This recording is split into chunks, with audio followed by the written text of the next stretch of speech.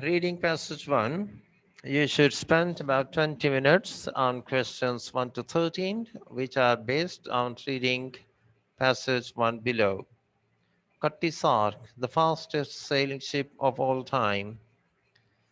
The 19th century was a period of great technological development in Britain, and for shipping, the major changes were from wind to steam power and from wood to iron and steel. The fastest commercial sailing vessels of all time were clippers, three-masted ships built to transport goods around the world, although some also took passengers. From the 1840s until in 1869, when the Suez Canal opened and steam propulsion was replacing sail, clippers dominated world trade. Although many were built, only one has survived more or less intact. Sark, now on display in Greenwich, southeast London. Sark's unusual name comes from the poem Tam o' Shanter by the Scottish poet Robert Burns. Tom, a farmer, is chased by a witch called Nonny, who is wearing a Sark, an old Scottish name for a short night dress. The witch is depicted in Sark's figurehead, the carving of a woman, typically at the front of old sailing ships. In legend and in Burns' poem, witches cannot cross water, so this was a rather strange choice of name for a ship. Sark was built in Dumbarton, Scotland in 1869 for a shipping company owned by John Willis. To carry out construction, Willis chose a new shipbuilding firm, Scott and Linton, and ensured that the contact with them put him in a very strong position. In the end, the firm was forced out of business, and the ship was finished by a competitor. Willis Company was active in the tea trade between China and Britain, where speed could bring ship owners both profits and prestige. So Sark was designed to make the journey more quickly than any other ship. On her maiden voyage in 1870, she set sail from London carrying large amounts of goods to China. She returned to Leiden with tea, making the journey back to London in 4 months.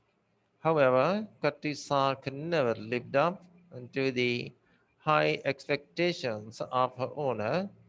As a result of bad winds and various misfortunes, on one occasion in 1872, the ship and a rival clipper, Thermopylae, Thermopyla, Thermopyla, left port in China on the same day. Crossing the Indian Ocean, Sark gained a lead of over 400 miles, but then her rudder was severely damaged in stormy seas, making her impossible to steer. The ship's crew had the daunting task of repairing the rudder at sea, and only succeeded at the second attempt. Sark reached London a week after Thermopylae.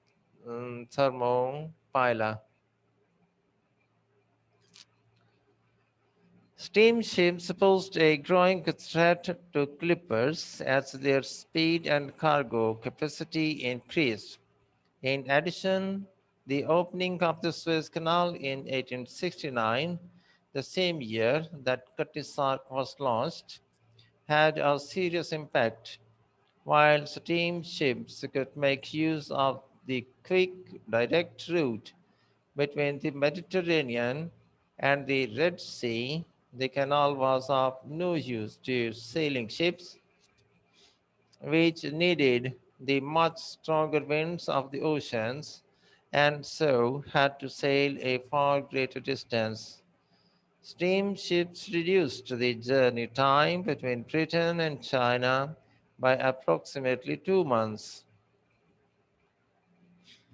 By 1878, tea traders weren't interested in Katisark, and instead she took on the much less prestigious work of carrying any cargo between any two parts of the world. In 1880, violence aboard the ship led ultimately to the replacement of the captain with an incompetent drunkard who stole the crew's wages. He was suspended from service and a new captain appointed. This marked a, a turnaround and the beginning of the most successful period in Katisak's working life, transporting wool from Australia to Britain. One such journey took just under 12 weeks, beating every other ship sailing that year by around a month. The ship's next captain, Richard Woodgate, was an expert navigator who got the best out of both his ship and his crew.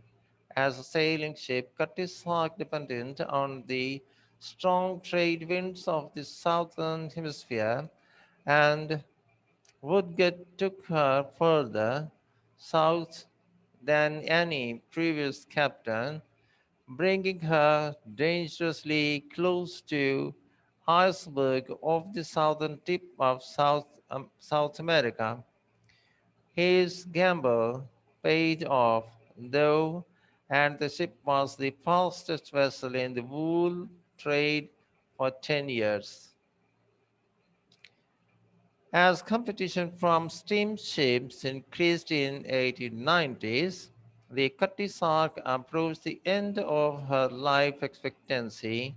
She became less profitable. She was sold into a Portuguese firm, which renamed her Farida. For the next 25 years, she again carried miscellaneous cargoes around the world. Badly damaged in a gale in 1922, she was put into Falmouth Harbour in southwest England for repair. Wilfred Dowman, a retired sea captain who owned a training vessel, recognized her and tried to buy her, but without success. She returned to Portugal and was sold to another Portuguese company.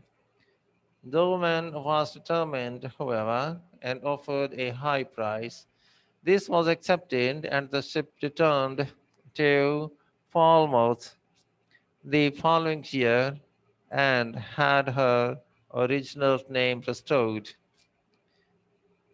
Dowman used Cutty-Sark as a training ship, and she continued in this role after his death when she was no longer required in 1954. She was transferred to dry dock at Greenwich to go on public display.